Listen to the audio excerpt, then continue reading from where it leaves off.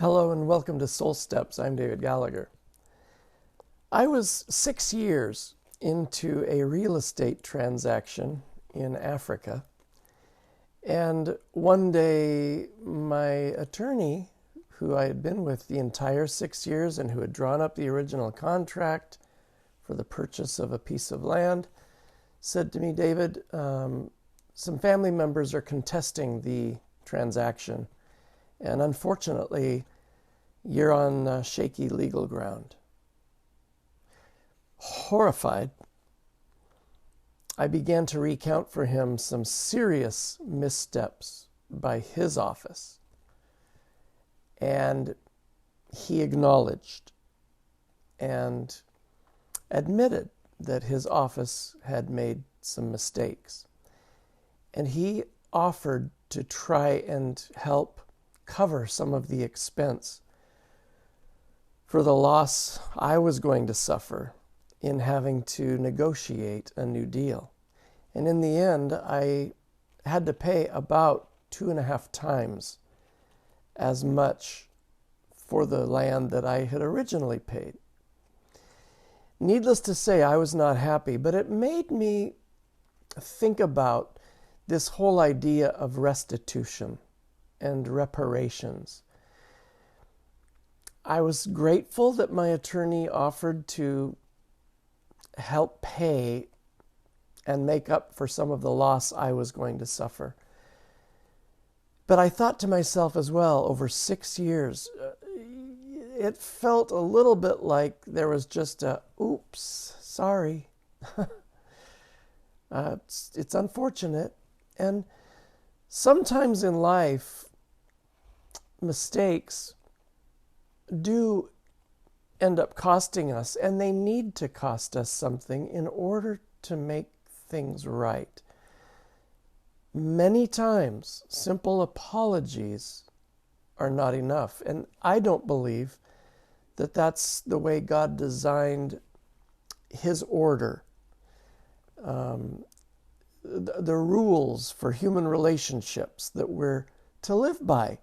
And God's laid out a lot in His Word about all that. But when we make mistakes and we fail, there has to be a point of accountability where it's more than a simple, I'm sorry. It made me think of the scripture in Leviticus 6, and this is a little bit lengthy, but bear with me. And this is the Levitical code, the law, the rules for living and for business, for relationships, for commerce, families.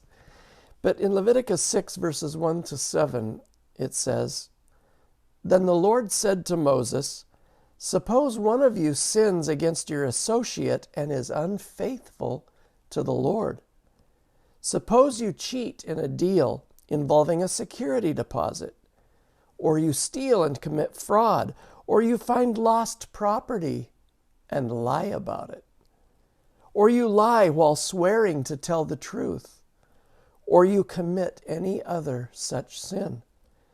If you have sinned in any of these ways, you are guilty. You must give back whatever you stole, or the money you took by extortion, or the security deposit, or the lost property you found, or anything obtained by swearing falsely. You must make restitution by paying the full price plus an additional 20% to the person you have harmed. On the same day, you must present a guilt offering. As a guilt offering to the Lord, you must bring to the priest your own ram with no defects, or you may buy one of equal value. Through this process, the priest will purify you before the Lord, making you right with Him, and you will be forgiven for any of these sins you have committed. For me, as I read that, there's two things. One, for restitution, you've got to make it right with the party that you have harmed. It's very clear in Scripture there, some of the ways that you can sin against someone and specifically how God said, you've got to pay him 20% more than whatever you took or whatever you stole. And once you've done business with that person that you've harmed, then you've got to do business with the Lord. And even that in the Old Testament was going to cost you something, and it was going to cost you something of value, a ram, and a ram with no defects. One that's perfect, one that would have even greater value than a normal ram. So today, can I encourage you? I want to encourage you to think through anybody that you have wronged, anybody that you have harmed, anybody you've taken advantage of, anybody you've stolen from, and make it right. And even more than offering a simple apology, make restitution in some way to cover over that offense, and make sure you do business with the Lord.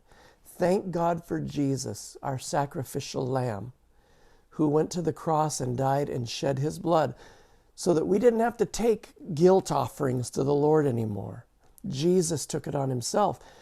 But until we ask for and apply his forgiveness, the atoning power of his blood to our sin, we still stand guilty. Do business with the ones you've wronged and do business with the Lord. Be free. Be free. You'll sleep well at night.